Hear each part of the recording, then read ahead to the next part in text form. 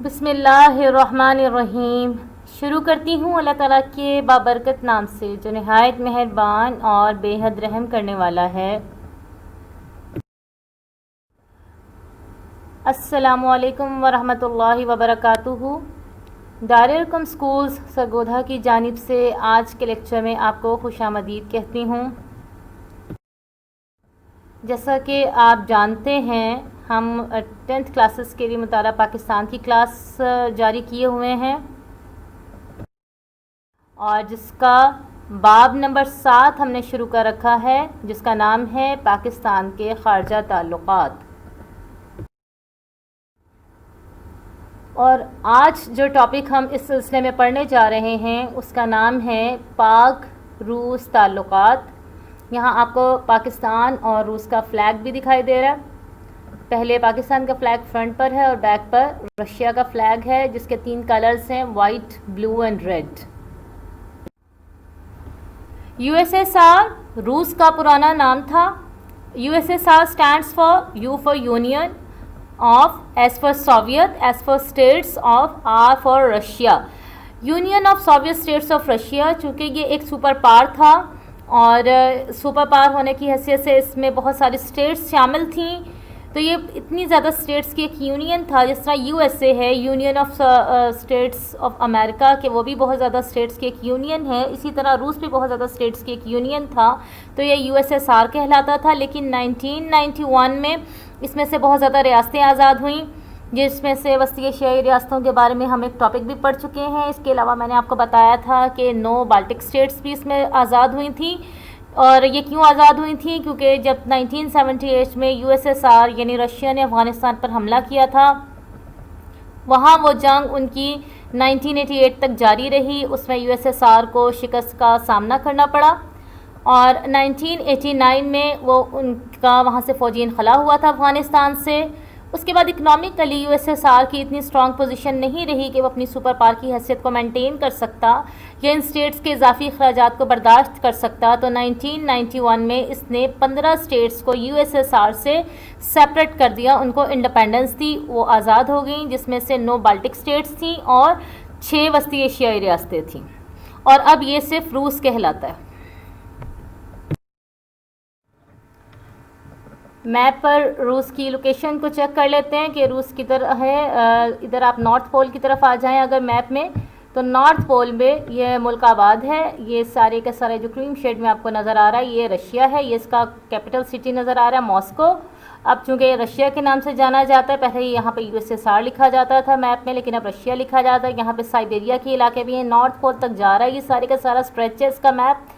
اور دیکھیں سائبیریا کے علاقے، یہاں پر -70 پر بھی علاقے آباد ہیں، آبادیاں موجود ہیں، اور یونیورسٹی، اسکول، کالجز سب کام کر رہے ہیں، تو خاصا ترقی یافتہ ملک شمار ہوتا ہے۔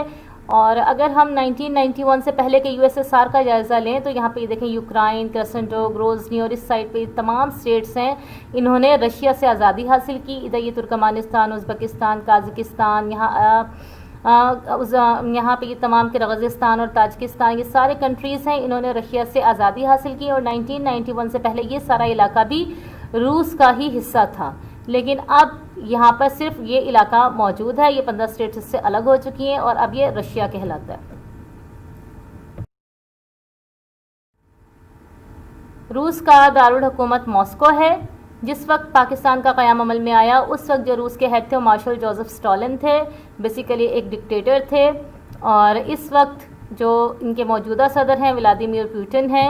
ان دونوں میں سملیرٹی یہ ہے کہ مارشل جوزف اسٹالن کی بھی خواہش تھی کہ پاکستان کے ساتھ ریلیشنز کو اچھا رکھا جائے، اور اس کے لیے انہوں نے خاصی کوششیں بھی کیں، اور اب ان کے جو موجودہ صدر ہیں ولادیمیر پوٹن، یہ بھی انٹرنیشنل پولیٹکس میں پاکستان کے رول کو جانتے ہیں، اور جانتے ہوئے ان کی یہ خواہش ہے کہ پاکستان سے اچھے تعلقات مثبت بنیادوں پر قائم کیے جائیں۔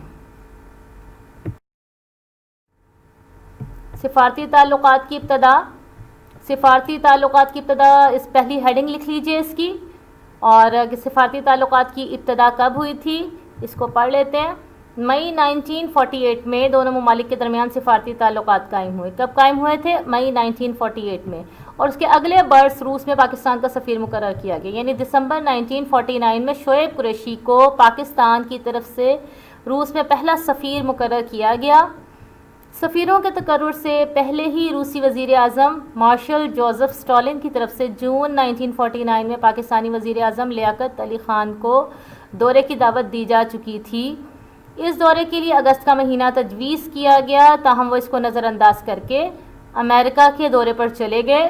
اس سال جولائی میں روس سے ایک تجارتی وفد پاکستان آیا اور اس وفد کا دورہ بھی قریباً ناکام ہی رہا کیونکہ دونوں ممالک کے درمیان کوئی سمجھوتا طے نہ پا سکا۔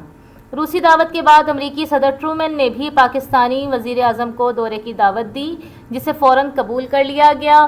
اس اقدام کے نتیجے میں روس اور پاکستان کے درمیان ایک خلیج حائل ہو گئی۔ لیاقت علی خان نے 1950 میں امریکہ کا دورہ کیا اور روس نے پاکستان کو جانبدار ملک قرار دے دیا۔ اچھا، اس میں ایک چیز تو یہ نوٹ کر لیں کہ سفارتی تعلقات کا آغاز مئی 1948 میں ہوا تھا اور اس سے نیکسٹ ایئر دسمبر 1949 میں شعیب قریشی کا وہاں تقرر ہوا تھا بطور پاکستانی ایمبیسیڈر۔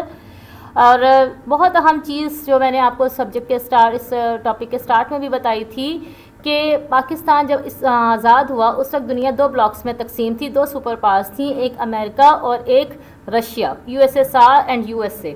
دونوں ہی کی کوشش ہوتی تھی کہ زیادہ سے زیادہ ممالک کو اپنے کیمپ میں لایا جائے اور اپنی پوزیشن کو اسٹرانگ بنایا جائے۔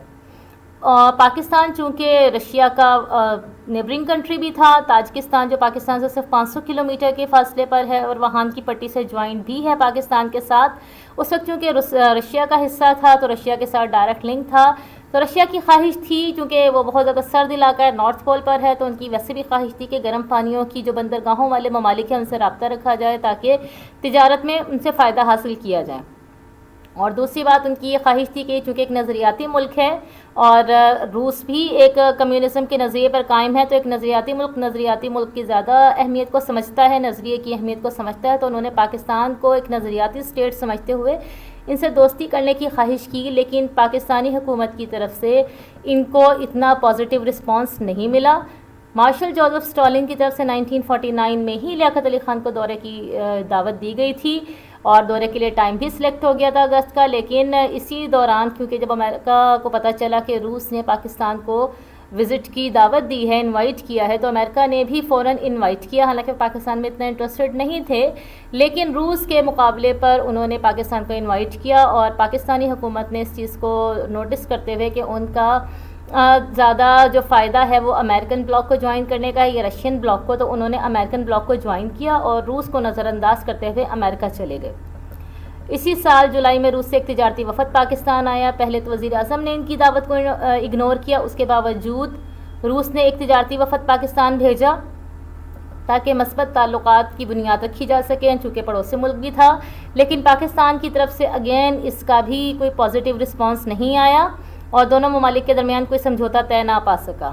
جبکہ دوسری سائڈ پہ جب امریکن پریزیڈنٹ ٹرومین نے پاکستانی وزیر اعظم لیاقت علی خان کو دورے کی دعوت دی تھی اور وہ فوراً چلے بھی گئے، تو اس سے صاف ظاہر ہو گیا کہ پاکستان روسی بلاک کے بجائے امریکن بلاک کو جوائن کرنا چاہتا ہے اور اسی وجہ سے روس نے پاکستان کو پھر جانبدار ملک قرار دے دیا۔ یہاں میں آپ کو ایک بات بتاتی چلوں کہ پاکستان نے تو امریکن بلاک کو جوائن کیا، روس کو نظر انداز کیا، اس طرح ایک جانبدار ملک قرار پایا، لیکن اسی زمانے میں جب زیادہ تر ممالک روس یا امریکن بلاک کو جوائن کرتے تھے تو کچھ ممالک ایسے تھے جنہوں نے دونوں کے ساتھ ایک مثبت ریلیشن رکھے ہوئے تھے اور بین چلتے تھے، یعنی بہت زیادہ کسی ایک بلاک کا حصہ نہیں تھے۔ انہی میں انڈیا نے بھی اپنے آپ کو انلسٹ کروایا، انہوں نے روس کے ساتھ بھی اچھے تعلقات کی ابتدا کی اور امریکہ کے ساتھ بھی، اور وہ غیر جانبدار ملک کہلایا۔ یعنی ایک لسٹ وہ ہوتی تھی جو امریکن بلاک کے ممالک کی تھی، ایک وہ لسٹ ہوتی تھی ممالک کی جو رشین بلاک میں ہوتی تھی، اور ایک لسٹ ہوتی تھی نان الائنڈ کنٹریز کی جو نہ تو مکمل امریکن الائز تھے اور نہ ہی رشین الائز تھے، ان کو غیر جانبدار ملک قرار دیا جاتا تھا۔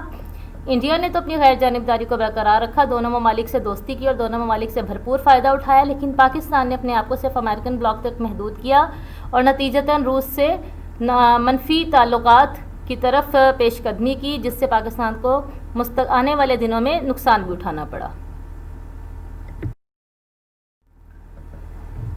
نیکسٹ ہیڈنگ نوٹ کیجئے، پاکستان کو سٹیل مل کی پیشکش۔ اب یہ دیکھیں کہ پاکستان کی طرف سے روس کو کوئی بہت مثبت دوستی کی طرف اشارے نہیں دیے گئے اور نہ ہی کوئی مثبت پیش رفت کی گئی، لیکن اس کے باوجود رشیا کی طرف سے مسلسل کوشش کی جاتی رہی کہ پاکستان کو کسی نہ کسی طرح دوستی کے لیے تیار کیا جائے۔ اس سلسلے میں دیکھیں مارچ 1956 یعنی 1949 کے بعد 56 تقریباً 6 سال کے بعد دوبارہ روسی دارالحکومت ماسکو میں پاکستانی سفارت خانے نے یوم پاکستان کی تقریب منعقد کی۔ یعنی ہر ملک میں دوسرے ممالک کے سفارت خانے موجود ہوتے ہیں، جیسے اسلام آباد میں دوسرے ممالک کی ایمبیسیز کام کر رہی ہیں، اسی طرح دوسرے ممالک میں پاکستانی ایمبیسیز کام کر رہی ہیں۔ تو جو رشیا میں پاکستانی ایمبیسی تھی، جس کو سفارت خانہ کہا جاتا ہے اردو میں، وہاں جب یوم پاکستان کی تقریب منعقد ہوئی، یوم پاکستان سے مراد 23 مارچ، تو اس میں روسی وزیر خارجہ نے بھی شرکت کی۔ یعنی انہوں نے اس ملک کی یوم پاکستان کی تقریب کو خاص اہمیت دی اور انہوں نے اس بات کو شو کیا کہ وہ ابھی بھی پاکستان کے ساتھ اچھے تعلقات رکھنے کے خواہاں ہیں۔ اور انہوں نے یہ بھی پیشکش کی کہ جس طرح روس نے بھارت کو سٹیل ری رولنگ مل کے قیام کے لیے مدد دی ہے، اس طرح کی ایک مل کے لیے روس پاکستان کو بھی مدد دے سکتا ہے۔ اس وقت اگر آپ پاکستان اور بھارت کے سٹیل کو بھی اگر آپ کی نظروں سے گزرا ہو تو آپ کو اندازہ ہوگا کہ بھارت میں سٹیل خاصا سستا بھی ہے اور بہترین اچھا والا سٹیل تیار ہو رہا ہے، جس کی بنیاد روس نے رکھی تھی وہاں پر۔ پاکستان میں بھی سٹیل مل گو کہ روس نے لگائی، لیکن وہ بہت بعد میں جا کے لگائی، لیکن اس کی جو انہوں نے پہلے پیشکش کی تھی وہ 1956 میں کی تھی، جس کو پاکستان نے رد کر دیا تھا۔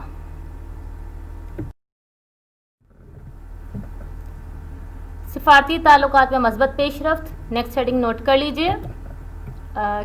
کب ان دونوں میں مثبت تعلقات کی ابتدا ہوئی؟ دیکھتے ہیں۔ روس کے تعاون سے پاکستان میں تیل کی تلاش کے لیے مارچ 1961 میں دونوں ممالک نے ایک معاہدے پر دستخط کیے۔ روس نے 5 سال کے لیے گیس کی تلاش کے سلسلے میں اپنے ماہرین کو بھیجنا بھی تسلیم کر لیا۔ دراصل روس ایک برفانی علاقہ ہے، نارتھ پول پر ہے، اور یہاں پر بہت زیادہ تیل اور گیس کے ذخائر موجود ہیں۔ اس وقت بھی جو ہم نے وسطی ایشیائی ریاستوں میں پڑھا تھا کہ ترکمانستان نے پاکستان اور بھارت کے ساتھ مل کر، ایران پاکستان اور بھارت کے ساتھ مل کر گیس پائپ لائن بچھانے کے منصوبے بھی بنا رکھے ہیں۔ اسی طرح وہاں پر تیل کے بھی خاصے زیادہ ذخائر موجود ہیں، اور چونکہ یہ ایک سپر پاور کی حیثیت پر متعین ملک تھا تو ان کے ماہرین بھی خاصے زیادہ ایکسپرٹ تھے۔ انہوں نے پاکستان کے ساتھ معاہدہ کیا کہ وہ پاکستان میں تیل اور گیس کی تلاش کے سلسلے میں اپنے ماہرین کو بھیجیں گے۔ اس معاہدے کے نتیجے میں سابقہ تلخی کم کرنے میں مدد ملی۔ 2 برس بعد دونوں ممالک کے درمیان فضائی سروس کا بھی اجرا ہو گیا۔ 1964 میں فنی اور سائنسی تعاون کا ایک سمجھوتا بھی طے پایا، اور یوں دونوں ممالک کے درمیان تعلقات کسی حد تک بہتر ہونے لگے۔ یعنی 1961 میں پاکستان میں کس کی حکومت تھی؟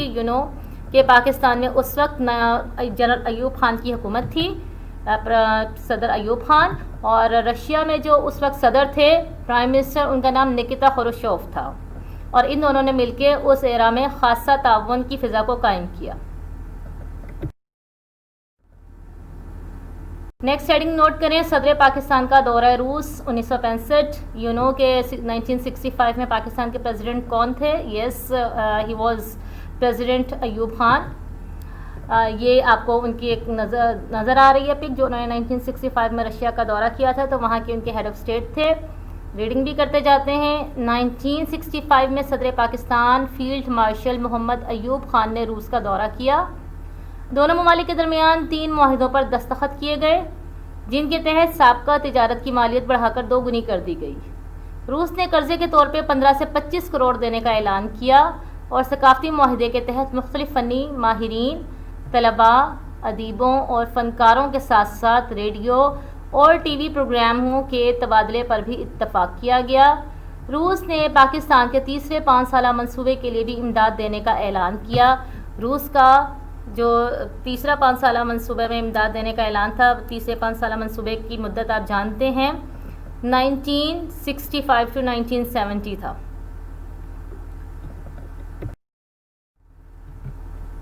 تاشکند معاہدہ 1966۔ تاشکند معاہدہ کیا ہے؟ تاشکند آپ جانتے ہیں کہ روس کا علاقہ تھا اس وقت، اور ابھی وسطی ایشیائی اسٹیٹس میں موجود ہے۔ تاشکند معاہدہ کب ہوا تھا؟ 10 جنوری 1966 کو یہ معاہدہ طے پایا تھا۔ یہ معاہدہ بنیادی طور پہ کیا تھا؟ 1965 کی پاک بھارت جنگ کے بعد جنوری 1966 میں روس نے تاشکند کے مقام پر بھارت اور پاکستان کے درمیان معاہدہ کروا کر جنگی قیدیوں کی واپسی اور علاقوں پر قبضے کا مسئلہ حل کروایا۔ آپ جانتے ہیں 6 سپٹمبر 1965 کو انڈیا نے پاکستان پر حملہ کر دیا تھا۔ یہ جنگ 17 روز تک جاری رہی تھی، لیکن بغیر کسی نتیجے کے ختم ہو گئی تھی۔ اور جو علاقے جس کے پاس تھے وہ وہیں پر رہنے دیے گئے. پاکستان کی افواج نے خاصا زیادہ علاقوں کو کیپچر کیا تھا. بھارت کو اس میں منہ کی کھانی پڑی تھی، لیکن اس وقت تک کوئی لائن آف کنٹرول نہیں بنائی گئی تھی، یعنی جن علاقوں پر پاکستانی افواج کا قبضہ تھا وہ قبضہ برقرار تھا. روس کی چونکہ بھارت کے ساتھ اچھی انڈرسٹینڈنگ تھی تو انہوں نے، اور پاکستان کے ساتھ بھی اچھے ریلیشنز کی بنیاد رکھی جا چکی تھی، انہوں نے دونوں ممالک کو تاشکند میں بلایا اور 10 جنوری 1966 کو ایک معاہدہ طے پایا. اس معاہدے میں پاکستان اور بھارت کے درمیان جو معاہدہ کروایا گیا جنگی قیدیوں کی واپسی اور علاقوں پر قبضے کا مسئلے کا حل تھا کہ جو علاقے جس کے پاس تھے، اور اوریجنلی 1965 یعنی 6 سپٹمبر 1965 سے جو علاقہ جس کا تھا وہ اس کو واپس کر دیا گیا، اور جو سرحدیں تھی وہ واپس 6 سپٹمبر 1965 والی پوزیشن پر آ گئیں. اس طرح اس جنگ میں جو جنگی قیدی تھے ایک دوسرے کے پاس، یعنی پاکستان کے فوجی بھارت میں تھے یا بھارتی فوجی پاکستان میں تھے، ان کی واپسی کے لیے بھی معاہدہ طے کیا گیا. یہ آپ کو اسکرین پہ دکھائی دے رہے ہیں اس وقت پاکستان کے پریزیڈنٹ ایوب خان جنہوں نے معاہدہ تاشکند سائن کیا تھا. اس کے ساتھ جو سیکنڈ پک آپ کو دکھائی دے رہی ہے یہ لال بہادر شاستری ہیں. یہ اس وقت کے انڈین پرائم منسٹر تھے، اور اس میں جو آپ کو بات یاد رکھنے کی ہے وہ یہ ہے کہ 10 جنوری 1966 کو یہ معاہدہ سائن ہوا. اب یہ دونوں حضرات وہیں پر تھے کہ 11 جنوری 1966 کو سڈن ہارٹ اٹیک کی وجہ سے شاستری کی، یہ لال بہادر شاستری کی ڈیتھ ہو گئی تھی. اور جب یہ معاہدہ ہوا اس وقت جو رشین پریزیڈنٹ تھے وہ لیونڈ برینزیو تھے. انہوں نے یہ تاشکند معاہدہ کروایا تھا ان دونوں ممالک کے درمیان.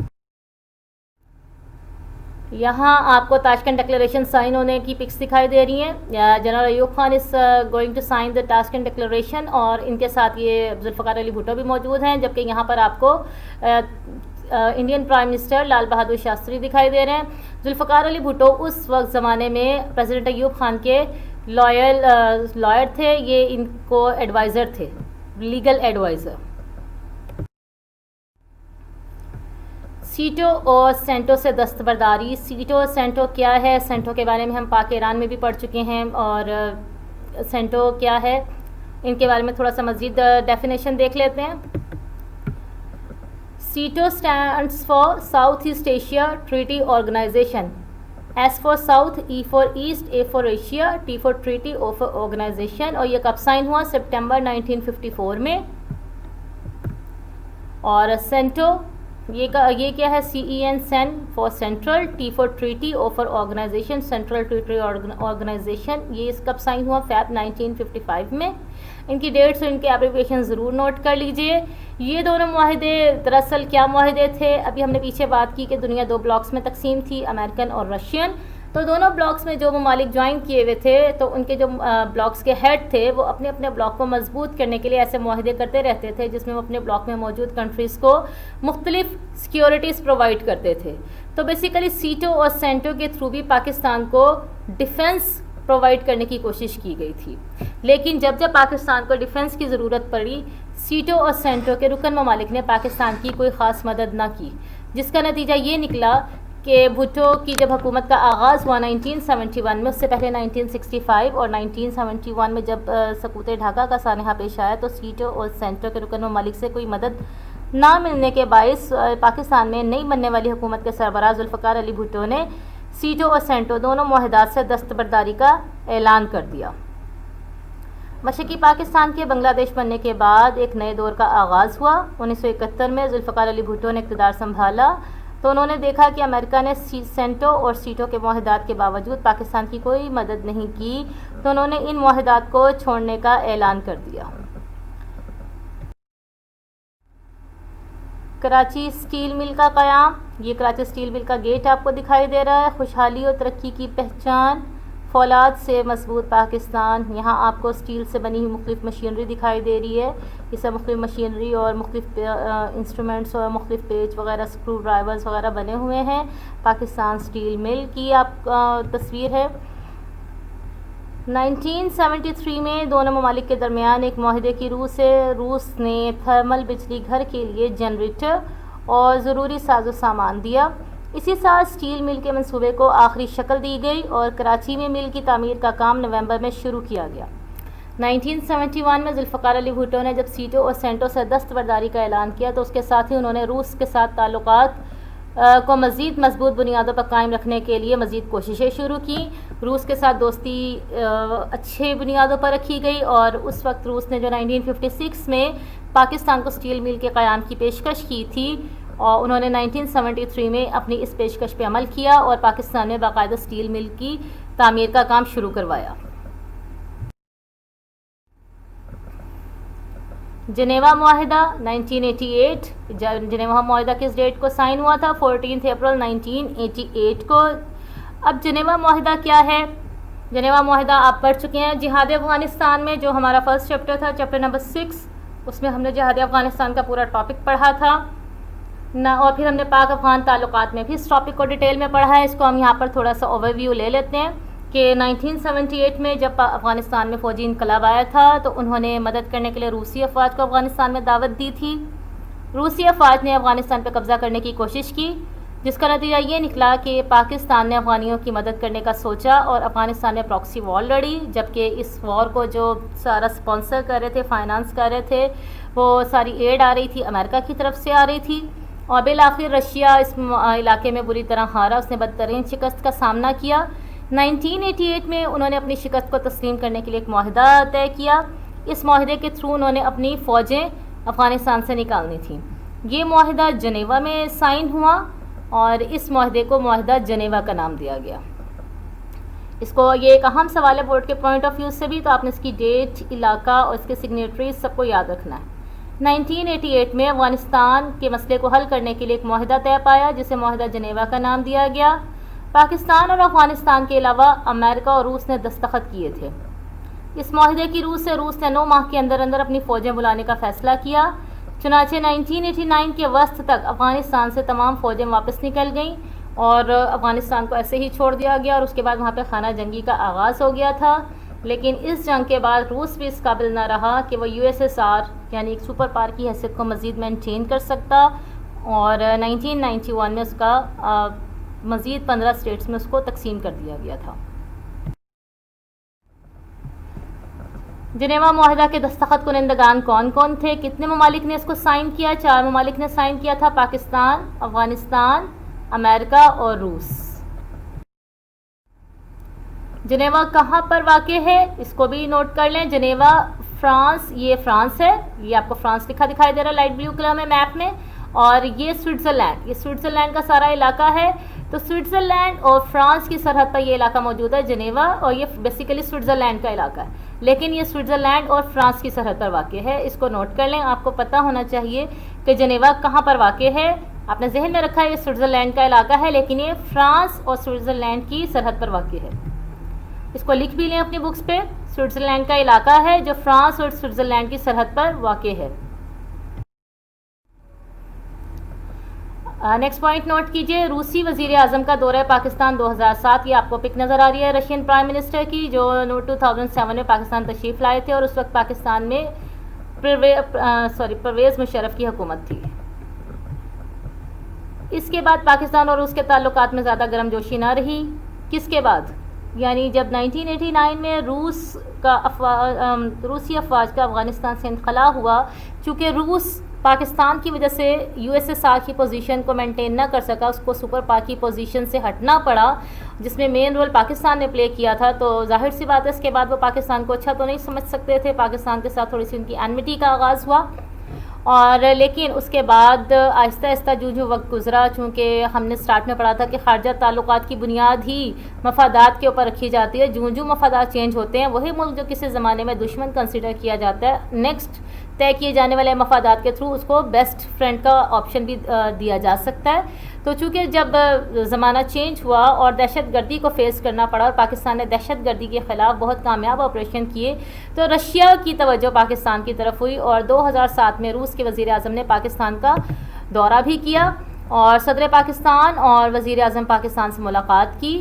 اس طرح پاک روس تعلقات کے نئے دور کا آغاز ہوا، کیونکہ پاکستان نے جن علاقوں میں دہشت گردی کے خلاف کامیاب آپریشن کا آغاز کیا تھا وہ افغانستان سے منسلک بارڈر پر ہمارے ایسے علاقے تھے جہاں پر بہت زیادہ ڈینس ہیں، ایسے راستے ہیں جہاں پر لوگ تو آسانی سے گزر جاتے ہیں لیکن لوگوں باقی آرمی کو اور باقی جو باہر سے آنے والے لوگ ہوتے ہیں انہیں ان خفیہ راستوں پر نہیں ہوتا. تو چونکہ افغانستان کے انہی جغرافیکل حالات کی وجہ سے روس کو وہاں بدترین شکست کا سامنا کرنا پڑا تھا, تو اس کو اس میں دلچسپی پیدا ہوئی کہ کس طرح پاکستان ایسے علاقوں میں کامیابی سے آپریشن کر رہا ہے, جس کی بنا پہ انہوں نے پھر پاکستان کے ساتھ اچھے تعلقات کی طرف پیش رفت کی. دوسری بات یہ تھی کہ دہشت گردی میں امریکہ کا ساتھ دینے کی وجہ سے پاکستان ایک نئے سینیریو میں داخل ہوا تھا اور پاکستان کی انٹرنیشنل پالیٹکس میں ایک مضبوط حیثیت سامنے آئی تھی. اس چیز نے بھی رشیا کو اس طرف متوجہ کیا کہ وہ پاکستان کے ساتھ اچھے تعلقات کا آغاز کرے. اسی سلسلے میں 2007 میں رشین پرائم منسٹر پاکستان تشریف لائے تھے. نیکسٹ ہیڈنگ نوٹ کیجئے, شنگھائی اجلاس 2018. شنگھائی اجلاس یہ 2018 میں ہوا تھا. ان کی میٹنگز ہوتی ہی رہتی ہیں, 2019 میں بھی ہوئی جس میں عمران خان صاحب نے شرکت کی تھی, لیکن 2018 کے اجلاس میں باقاعدہ روس اور پاکستان کے ہیڈ آف اسٹیٹس کی ملاقات طے کی گئی تھی. 2018 میں پاکستان اور روس کے وزرائے اعظم کے درمیان شنگھائی میں ملاقات ہوئی. دونوں رہنماؤں نے ملاقات میں تجارت, دفاع اور توانائی کے شعبوں میں تعاون بڑھانے پر اتفاق کیا. اب دونوں ممالک کے درمیان مختلف شعبوں میں تعاون جاری ہے, یعنی اب حالات چینج ہو چکے ہیں. اب خاصی زیادہ ڈپارٹمنٹس ایسے ہیں جہاں پہ پاکستان اور رشیا مل کر کام کر رہے ہیں. یہ آپ کو 2018 کے سیشن شنگھائی میں جو سیشن ہوا تھا اس کی آپ کو پک دکھائی دے رہی ہے. یہاں پر آپ کو رشین پریزیڈنٹ ولادیمیر پوٹن دکھائی دے رہے ہیں اور یہ پاکستانی پریزیڈنٹ ہے ممنون حسین. اس وقت ان کی اسکیجول تھی ملاقات, اور اس طرح مزید پاک رشیا بہت سارے معاہدات مزید سائن ہوئے تھے. اب یہاں ہمارا ٹاپک کمپلیٹ ہو گیا الحمدللہ. اب آپ نے کرنا کیا ہے کہ یہ ٹاپک آپ کی ایکسرسائز میں کسی بھی کویسچن کی صورت میں موجود نہیں ہے, لیکن بورڈ میں چونکہ یہ پورا چیپٹر بہت اہم ہے, اس میں سے لانگ کویسچن بھی آ جاتا ہے, شارٹ بھی آ جاتے ہیں, MCQs بھی آ جاتے ہیں. اور اب ایکسرسائز میں اقوام متحدہ کا کویسچن موجود نہیں تھا لاسٹ ایئرس ایڈیشن میں, لیکن اس کے باوجود پچھلے سالوں میں بورڈ میں وہ کویسچن آ چکا ہے ایز اے لانگ کویسچن کہ اقوام متحدہ کے اداروں پہ نوٹ لکھیں. اس طرح لازمی نہیں ہے کہ جو کویسچن آپ کی ایکسرسائز میں نہیں ہیں تو وہ بورڈ میں نہیں آ سکتے. تو چونکہ ہم تو بورڈ کی تیاری کر رہے ہیں اور یہ بورڈ کے پوائنٹ آف ویو سے اہم چیپٹر ہے, یہاں سے لانگ کویسچن آنے کی چانسز بھی بہت زیادہ ہیں. تو آپ نے پاک روس تعلقات کو اچھی طرح یاد کرنا ہے ایز اے لانگ کویسچن. اور اس کے علاوہ اس میں جو اہم واقعات ہوئے ہیں جیسے تاشکنڈ ڈکلیریشن ہے, جنیوا ہے, یا جہاں جہاں ڈیٹس ہیں, فیکٹس اینڈ فگرز ہیں, اس کو آپ اچھی طریقے سے یاد کر لیجئے تاکہ کسی بھی حوالے سے کوئی کویسچن آئے تو وہ آپ کو یاد ہو اور آپ کے نمبر ڈیڈکٹ نہ ہو سکیں. آپ نے اپنی تیاری مکمل رکھنی ہے, ٹھیک ہے, تاکہ آپ کی بورڈ کے حوالے سے کسی قسم کی کوئی کمی باقی نہ رہ جائے. اور اس کے ساتھ ہی آپ سب سے اللہ تعالیٰ سے آپ سب کے لیے ڈھیروں دعائیں کرتے ہوئے, بہترین ایمان اور بہترین صحت کی سلامتی کے لیے دعا کرتے ہوئے اگلے لیکچر تک کے لیے اجازت دیجیے. فی امان اللہ. اللہ حافظ.